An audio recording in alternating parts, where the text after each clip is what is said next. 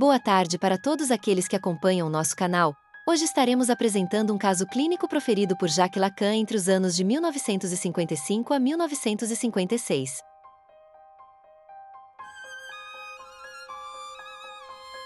Trata-se de uma jovem que acaba de ser internada apresentando um quadro de paranoia. A este caso Lacan nomeou: Eu venho do salsicheiro. Caso clínico. Eu venho do salsicheiro. Aqueles entre vocês que assistem às minhas apresentações lembram-se de que me ocupei de duas pessoas dentro de um só delírio, o que se chama um delírio a dois. Não me foi muito fácil avaliar a filha, nem tampouco a mãe. Tive todas as razões para pensar que ela havia sido examinada e apresentada antes que eu me ocupasse dela, e, visto a função que os doentes desempenham num serviço de ensino, uma boa dezena de vezes. Por mais que se seja delirante, rapidamente fica-se sem poder aguentar mais com esses tipos de exercícios, e ela não estava particularmente bem disposta. Certas coisas, contudo, puderam ser postas em evidência e, em particular, o delírio paranoico, já que se tratava de uma paranoica, está longe de supor uma base caracterial de orgulho, de desconfiança, de susceptibilidade, de rigidez psicológica, como se diz.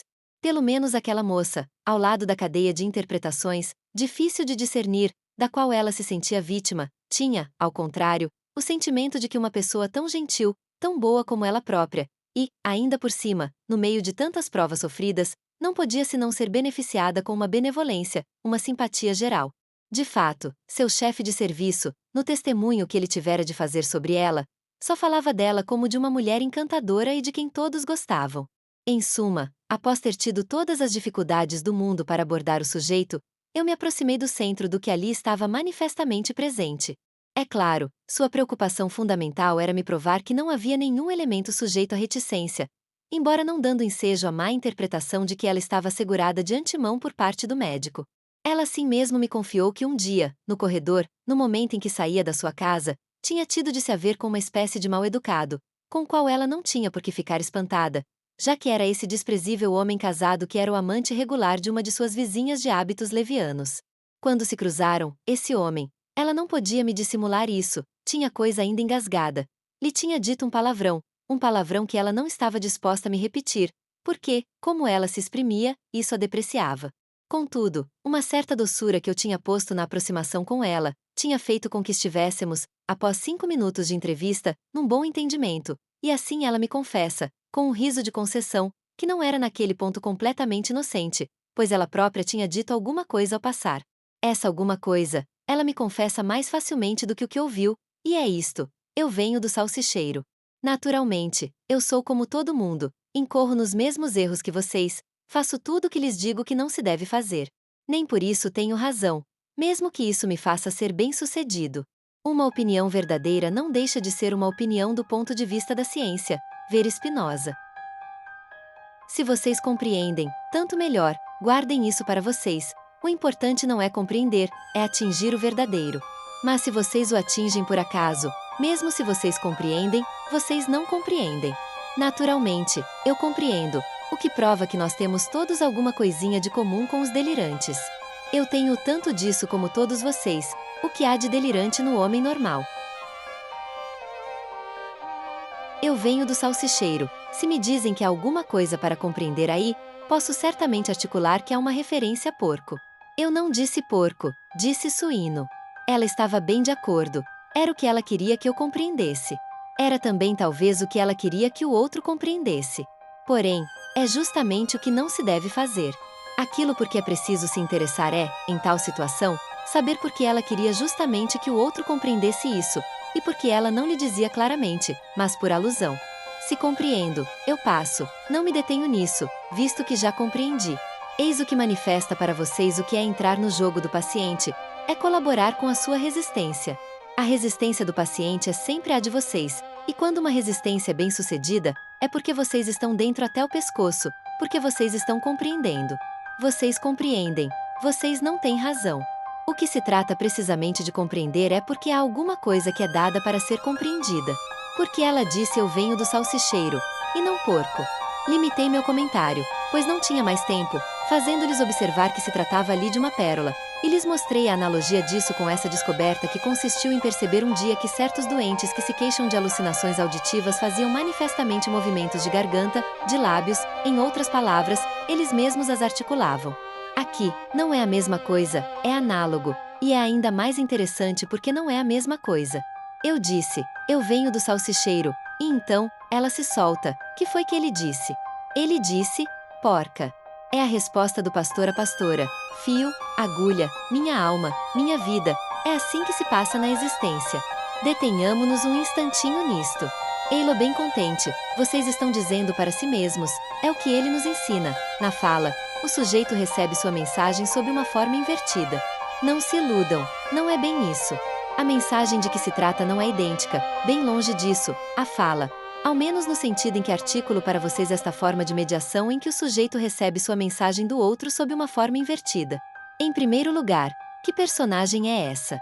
Nós dissemos, é um homem casado, amante de uma moça que é ela própria amiga de nossa doente muito implicada no desejo de que está é vítima. Ela é, não centro, mas eu diria personagem fundamental. As relações de nosso sujeito com esse par são ambíguas. São seguramente personagens perseguidoras e hostis, mas elas não estão presas no modo assim tão reivindicante, como puderam ficar surpreendidos aqueles que estavam presentes à entrevista. O que caracteriza as relações do sujeito com o exterior é antes a perplexidade.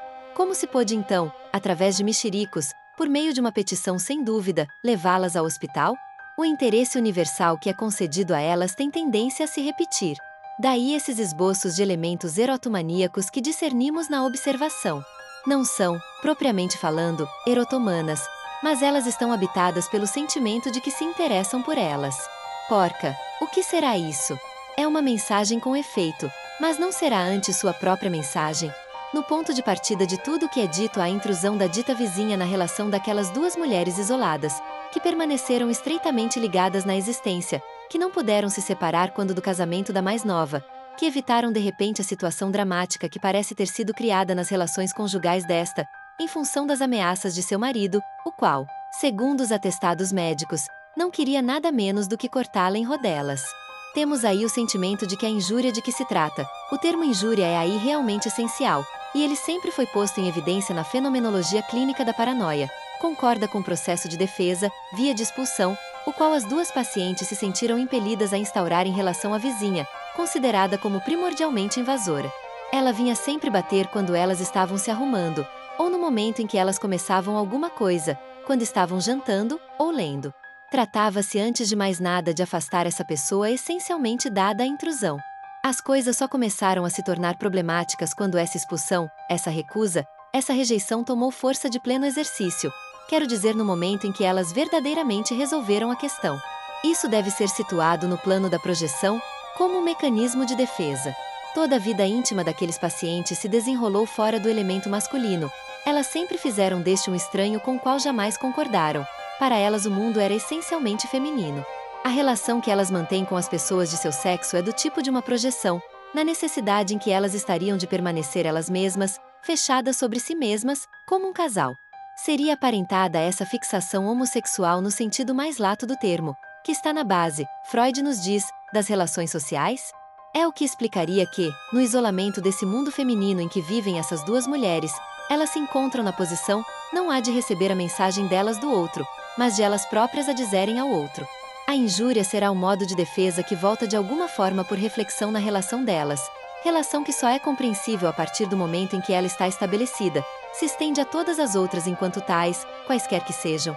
Isso é concebível, e já deixa entender que se trata realmente da própria mensagem do sujeito, e não da mensagem recebida na sua forma invertida. Devemos nos deter aí? Não.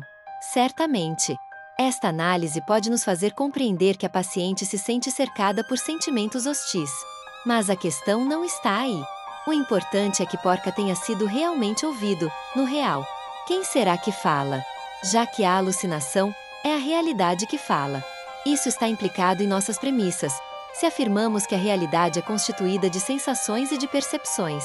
Não há ambiguidade nisso, ela não diz, eu tive o sentimento de que ele me respondeu, porca, ela diz, eu venho do salsicheiro, e ele me disse, porca. Ou nos contentamos em dizer para nós mesmos, aí está, ela alucinou. Ou tentamos, o que pode parecer uma empresa insensata, Mas não é papel dos psicanalistas até o presente terem se entregado a empresas insensatas. Ir um pouquinho mais longe. E, antes de mais nada, é da realidade dos objetos que se trata? Quem habitualmente fala na realidade, para nós? É justamente a realidade quando alguém nos fala? O interesse das observações que fiz para vocês na última vez sobre o outro e o outro com A minúsculo e o outro com o A maiúsculo, era no intuito de fazer vocês observarem que, quando o outro com A maiúsculo fala, não é pura e simplesmente a realidade diante da qual vocês estão, a saber, o indivíduo que articula. O outro está além dessa realidade. Na palavra verdadeira, o outro é aquilo diante do que vocês se fazem reconhecer. Mas vocês só podem se fazer reconhecer por ele porque ele é em primeiro lugar reconhecido. Ele deve ser reconhecido para que vocês possam fazer-se reconhecer. Essa dimensão suplementar, a reciprocidade, é necessária para que possa valer esta fala cujos exemplos típicos lhes dei. Você é meu mestre ou você é minha mulher. Ou também a palavra mentirosa, que, muito embora sendo o contrário, supõe igualmente o reconhecimento de um outro absoluto, visado além de tudo que vocês poderão conhecer, e para quem o reconhecimento não tem efetivamente de como valer senão porque está além do conhecido. É no reconhecimento que vocês o instituem, e não como um elemento puro e simples da realidade, um peão, um fantoche, mas um absoluto irredutível, da existência do qual como sujeito depende o valor mesmo da palavra na qual vocês se fazem reconhecer. Há aí alguma coisa que nasce. Dizendo a alguém você é minha mulher, você lhe diz implicitamente eu sou seu homem, mas você lhe diz em primeiro lugar você é minha mulher, isto é, você a institui na posição de ser reconhecida por você, mediante o que ela poderá reconhecer você. Essa fala é, pois, sempre um além da linguagem.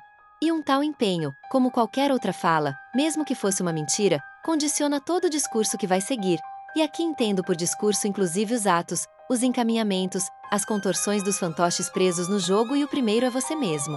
A partir de uma palavra um jogo se institui, comparável em todos os aspectos ao que se passa em Alice no País das Maravilhas, quando servidores e outras personagens da corte da rainha se põem a jogar cartas vestindo-se com essas cartas e tornando-se eles próprios o rei de copas, a rainha de espadas e o valete de ouros.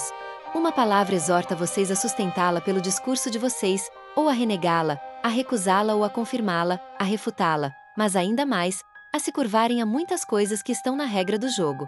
E mesmo se a rainha mudasse a todo instante a regra, isso não mudaria nada no essencial. Uma vez introduzido no jogo dos símbolos, você é sempre forçado a se comportar segundo uma regra. Em outros termos, quando um fantoche fala, não é ele que fala, é alguém que está atrás.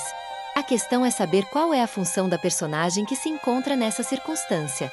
O que podemos dizer é que, para o sujeito, é manifestamente alguma coisa de real que fala. Nossa paciente não diz que é um outro qualquer atrás dela que fala, item ela recebe dele sua própria fala. Mas não invertida, sua própria fala está no outro que é ela mesma, o outro com minúscula, seu reflexo no seu espelho, seu semelhante. Porca é replicado toma lá da cá e não se sabe mais o que vem primeiro. Que a palavra se exprima no real quer dizer que ela se exprime no fantoche. O outro de que se trata nessa situação não está além do parceiro, está além do próprio sujeito. É a estrutura da alusão ela própria se indica no além do que ela diz. Tentemos nos localizar a partir desse jogo dos quatro que implica o que eu lhes disse da última vez. O A minúsculo é o senhor que ela encontra no corredor, e não há A maiúsculo. O minúsculo A é o que diz eu venho do salsicheiro. E de quem se diz eu venho do salsicheiro? De S o minúsculo A lhe disse porca. A pessoa que nos fala, e que falou, enquanto delirante, recebe sem nenhuma dúvida em alguma parte sua própria mensagem sob uma forma invertida, do outro, com A minúsculo, e o que ela diz concerne ao além que ela própria é enquanto sujeito, e de que por definição, simplesmente porque ela é sujeito humano, não pode falar a não ser por alusão. Há somente duas maneiras de falar desse S, desse sujeito que radicalmente somos, ou seja, ou dirigindo-se verdadeiramente ao outro, A maiúsculo, e dele recebendo a mensagem que concerne a você sob uma forma invertida, ou indicando sua direção, sua existência, sob a forma da alusão. Se essa mulher é propriamente uma paranoica, é que o ciclo, para ela, comporta uma exclusão do outro com A maiúsculo. O circuito se fecha nos dois outros com minúscula que são um fantoche na frente dela, que fala, e no qual ressoa a mensagem que é a dela, e ela própria que, enquanto eu, é sempre um outro e fala por alusão. É isso importante. Ela fala de tal modo bem por alusão que não sabe o que diz. O que diz ela? Ela diz, eu venho do salsicheiro. Ora, quem vem do salsicheiro? Um porco cortado. Ela não sabe que diz isso, mas o diz assim mesmo. Esse outro a quem ela fala, ela lhe diz de si mesma. Eu, a porca, eu venho do salsicheiro, e a sou desconjuntada, corpo espedaçado, membra desjecta, delirante, e meu mundo se vai em pedaços, como eu mesma. Eis o que ela diz. Essa maneira de exprimir-se, por mais incompreensível que nos pareça, no entanto, é o mínimo que se possa dizer, um pouquinho esquisita, engraçada. Há ainda outra coisa que concerne a temporalidade. É claro, a partir das falas da paciente, que não se sabe quem falou primeiro. Tudo indica que não é nossa paciente, ou pelo menos não é forçosamente ela.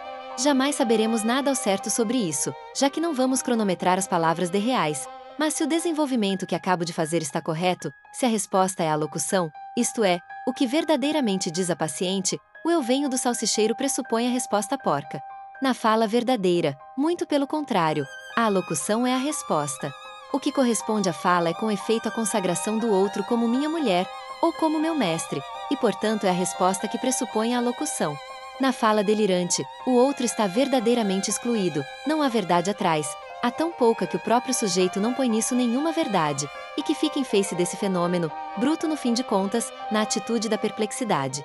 É preciso muito tempo antes que ele tente restituir em torno disso uma ordem a que chamaremos a ordem delirante. Ele a restituiu não, como se crê, por dedução e construção, mas de uma forma pela qual veremos ulteriormente que ela não deixa de ter relações com o próprio fenômeno primitivo. O outro estando portanto verdadeiramente excluído, o que concerne ao sujeito é dito realmente pelo outro com minúscula, pelas sombras de outro, ou como se exprimirá nosso Schreber para designar todos os seres humanos que ele encontra, pelos pobres diabos mal feitos, ou atamancados às três pancadas item o outro com minúscula apresenta com efeito um caráter irreal, tendendo ao irreal. A tradução que acabo de lhes dar não é completamente válida. Há em alemão ressonâncias que tentei restituir com a palavra mal feito.